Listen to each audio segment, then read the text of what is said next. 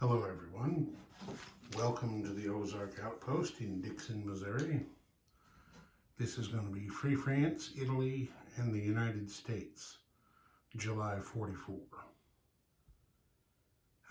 Free France built 2 infantry and 1 militia, and I believe that was all of their money. Yes, it was. They made 1 combat move. You see over here, they attacked from,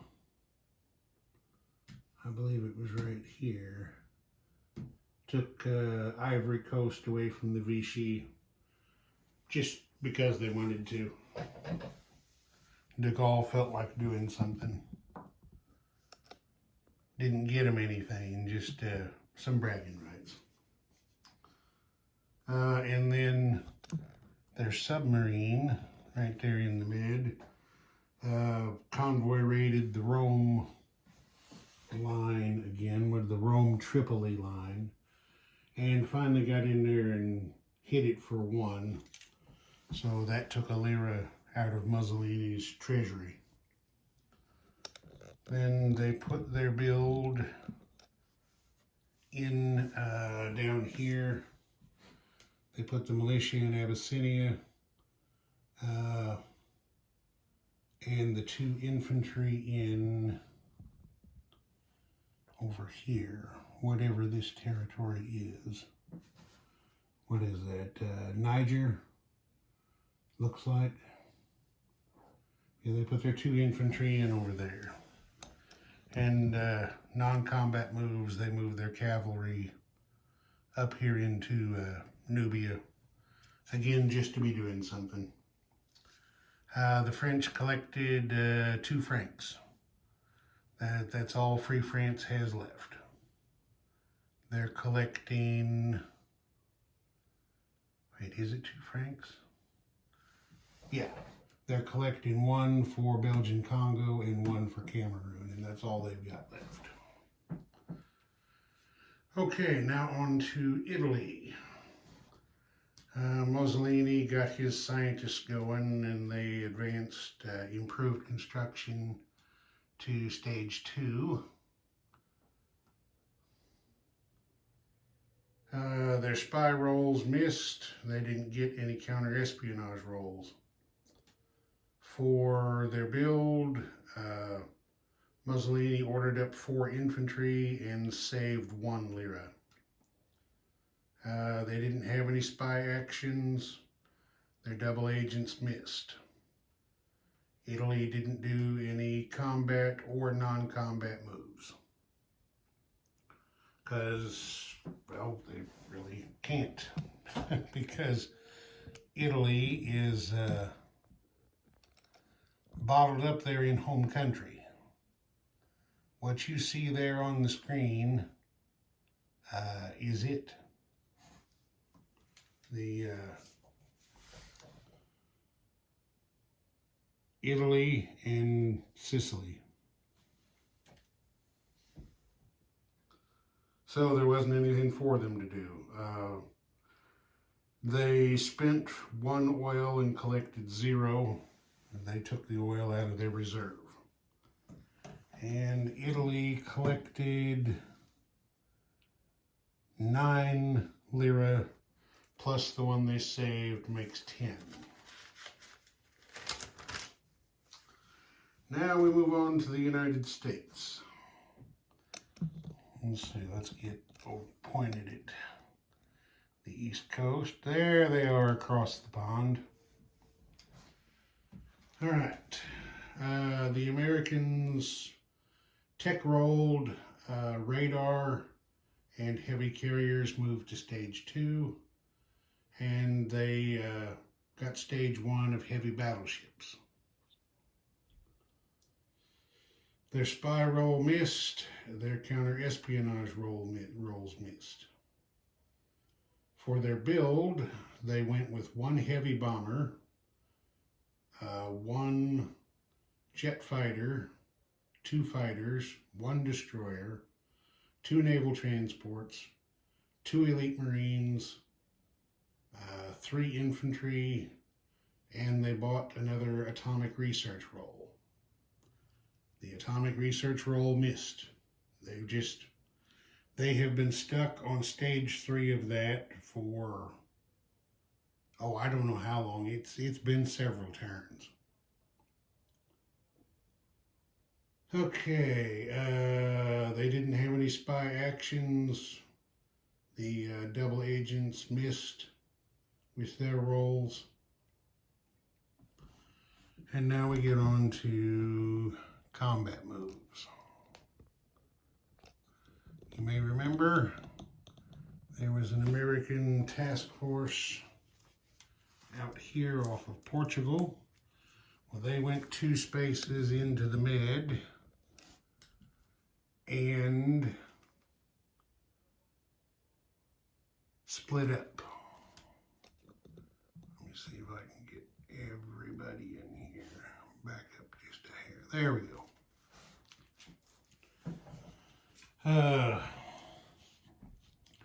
2 infantry made an unopposed amphibious landing at Tripolitania and captured that from the Italians. 2 elite Marines and 2 regular Marines came over here and did an amphibious invasion of Malta. As you can see, they got in there and captured it for the loss of 2 Marines. Then the rest of it was non-combat, so we'll save that. But here,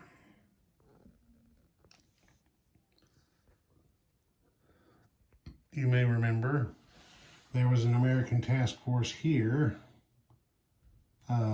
west of Rome. Well, they picked up the infantry and armor from Sardinia, and they came down here and did an amphibious invasion of Albania.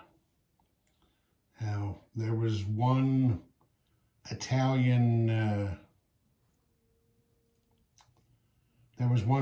mountain infantry there, and believe it or not, one of the heavy cruisers killed him with a shore bombardment shot. So it was an unopposed landing to take Albania away from Mussolini. Now, what this accomplished, this Albania-Malta double hit, that now has taken from Italy, well, actually, the Malta-Albania thing, took away 2 of the 3 remaining Italian territories that they did not possess at the beginning of the game. Two of Italy's victory objectives are to be in possession. They can get 2 points, a maximum of 2 points, for possessing land zones that they did not own at the beginning of the game. So by taking Malta and Albania, Italy's denied 1 of those points for now. They still have Cyprus down here, but that's their last one.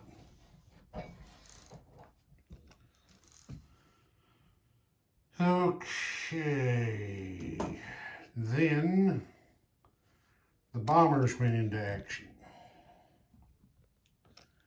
There was, he's not there anymore, but there was a heavy bomber here at Gibraltar. He went 1, 2, 3 spaces over here to hit the medium factory in Rome.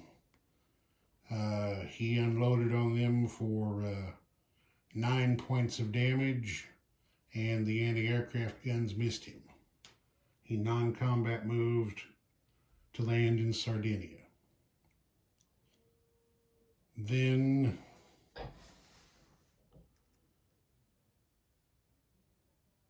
over here in the Pacific,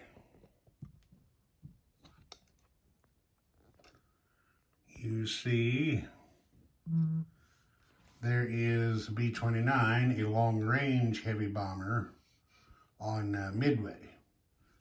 He has a range of 10, which from there allows him to hit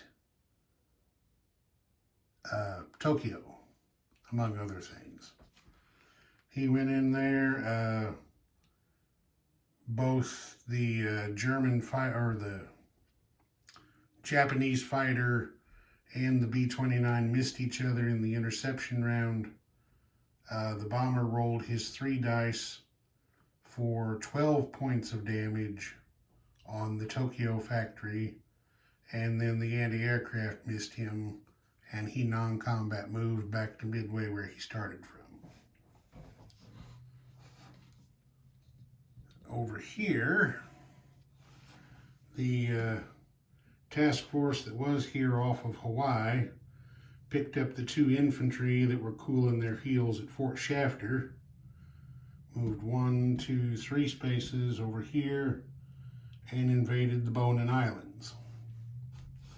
Now again, the American naval gunnery got in there. There were 2 militia defending, and the 2 battleships with that task force rolled a 1 and a 2 to kill both Japanese militia with shore bombardment. So in the end, it was an unopposed landing. Now what this does, this 1, 2, 3. Well, the Americans build an airfield on these islands, and then they can put fighters within range of the Tokyo and Hokkaido factories to escort bombers in. Let's see, convoy rating. This coastal submarine right here hit the Tokyo line for 2 damage, which added on to the 3 that the Commonwealth put on it, maxed it out. And then there was a fleet submarine here. He moved over here into the Sea of Japan. Ballsy move, but he did it. And raided the Home Islands line for 5 damage, which maxed it out. So the Americans took 7 yen from Tojo's treasury. And then down here in South America, get around this way.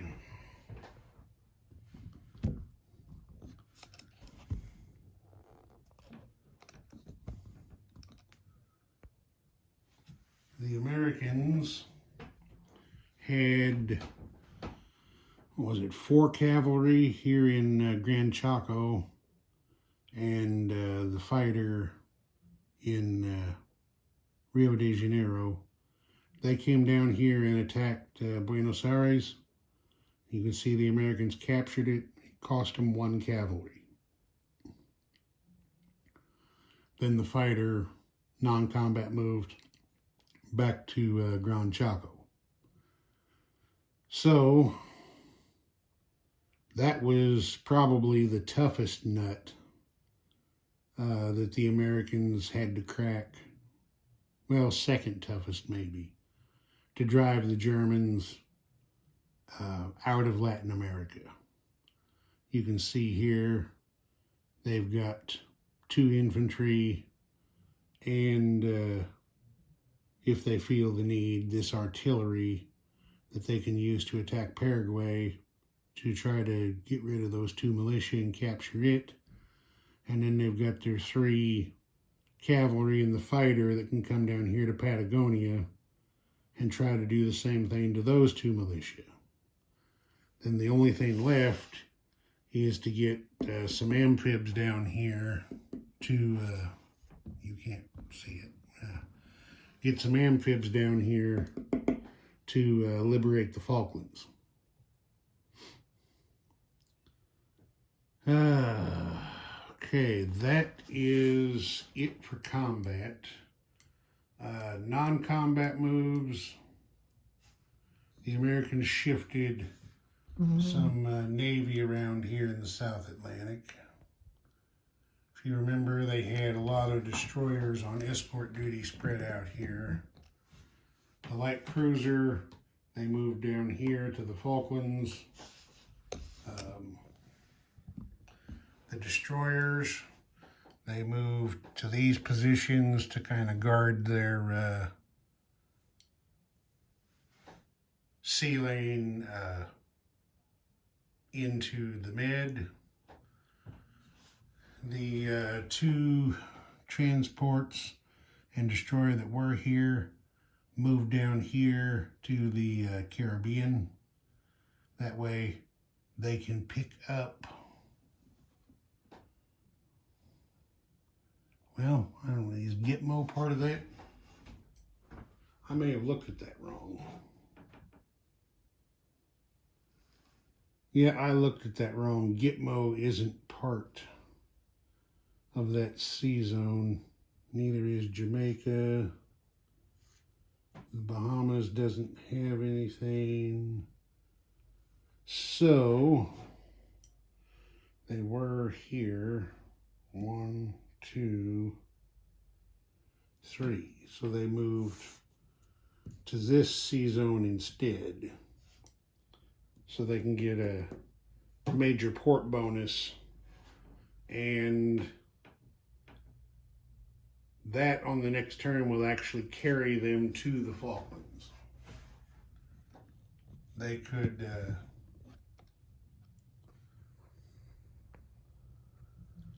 come down here and grab the 2 infantry from Rio de Janeiro on their way, and then do an amphibious invasion of the Falklands with a shore bombardment shot from the light cruiser. There's just one, well, for now, there's just one German militia there, and the Falklands doesn't have any worth, so the best the Germans could do on their next turn is to put one more militia there.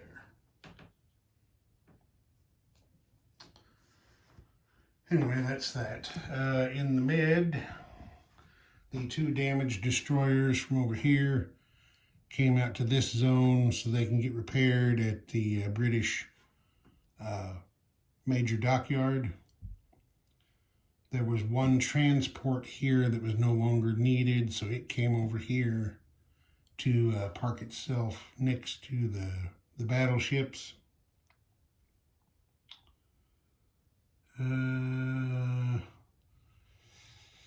There was a jet fighter at Gibraltar that flew over to Sardinia. There was another heavy bomber sitting in the States that flew to Sardinia with long-range aircraft. Heavy bombers can go 8 spaces instead of 6. Plus, I believe they had an airfield bonus as well, which gave them 9. They had plenty of range to get there. Also, 2 air transports that were sitting stateside flew into Sardinia so that they can maybe do something with the airborne units that were dropped off there by these transports. As I said, part of it, split. They came over here and did some invasions. They also dropped some guys on Sardinia.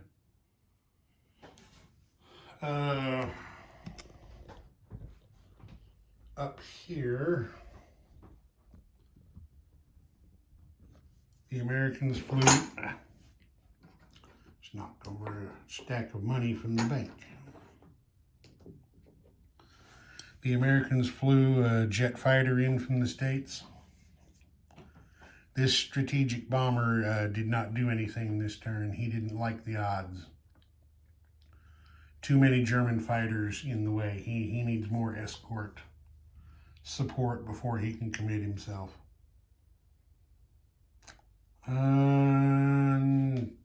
There was one non-combat move in the Pacific. The B-29 from San Francisco flew out to Midway. So now there are 6 dice worth of strategic bombing to hit Japanese factories. That's it. As long as we're here, I'll do the build in a second. As long as we're here. KMT elected not to build anything this turn or do anything at all. So they banked the 5 IPPs that they had and added 3 more to it for 8. Now the build, 2 fighters were built here at the minor factory in Hawaii. That, let's see, 1, 2, 3. Yeah, that will give them enough range next turn to reach the Bonin Islands. But, you know, it took America too long to get into the war. I mean, by the time they move the next turn, they've got 1 turn that they'll be able to escort bombers over Japan, and that's it. I'm still debating with myself over whether or not I want to try to do anything about that. I don't like the way that part of the game plays necessarily.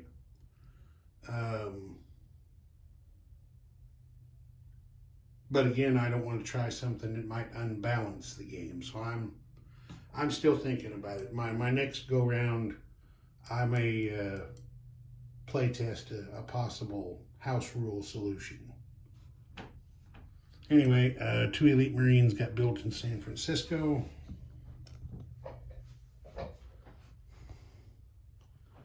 Over here, find a good spot for the camera. Yeah, I guess that'll work.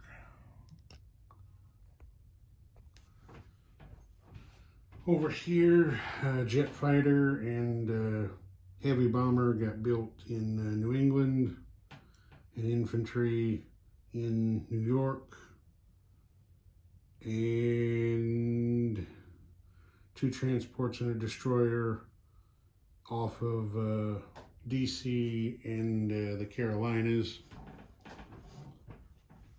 And then 2 more infantry were built at the minor factory in Rio de Janeiro. And that's that. The Americans, with their bonus and their wartime economy roll, put $89 in the bank. They spent 14 oil this turn. They moved a lot of capital ships and a lot of strategic bombers around, and that eats the oil up pretty fast.